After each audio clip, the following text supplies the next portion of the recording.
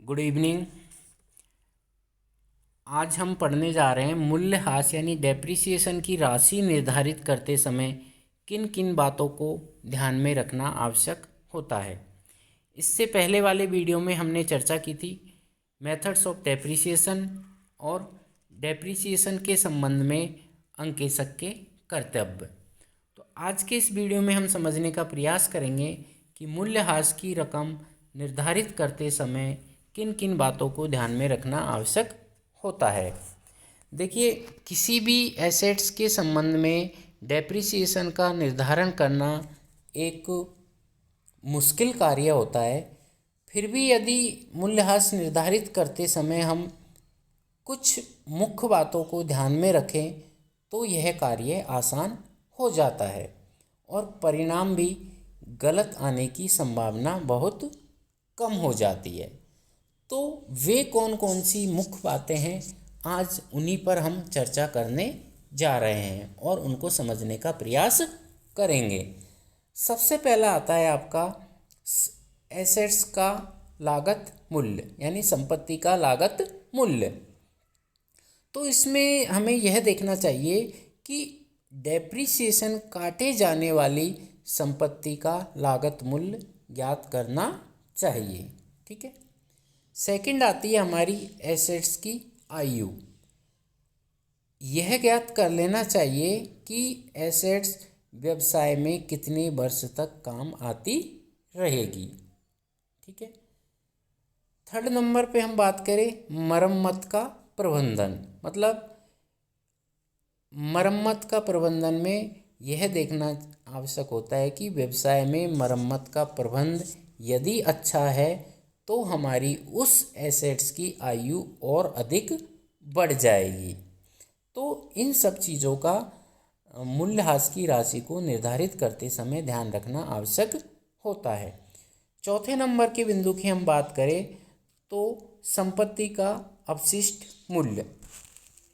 यह क्या होता है, मतलब यह ज्ञात करना चाहिए कि एसेट्स को जब बेकार हो जाएगी तो उसका अपशिष्ट मूल्य अनुमानित कितना होगा, यानी उसका जो अपशिष्ट मूल्य है वो कितना होगा।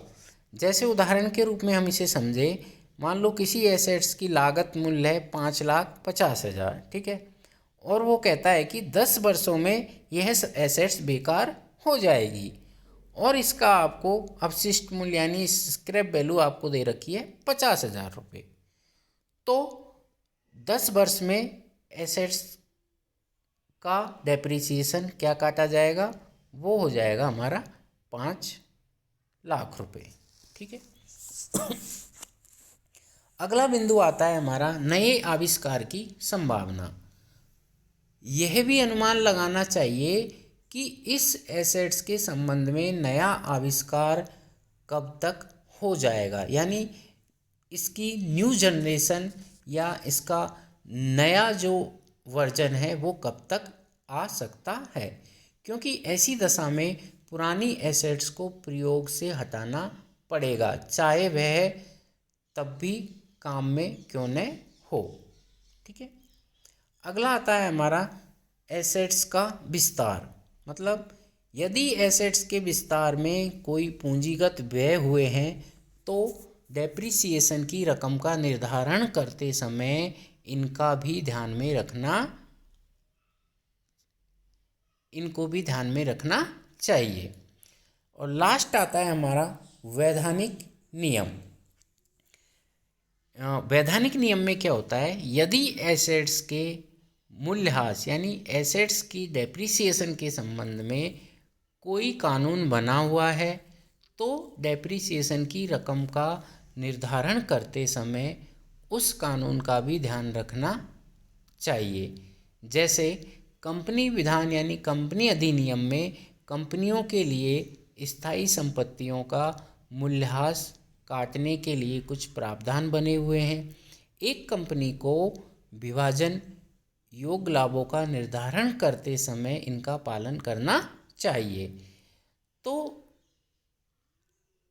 ये जो मुख्य 7 बिंदु थे, इनके माध्यम से डेप्रिसिएशन की राशि निर्धारित करने से पहले हमें इन पर ध्यान देना आवश्यक होता है।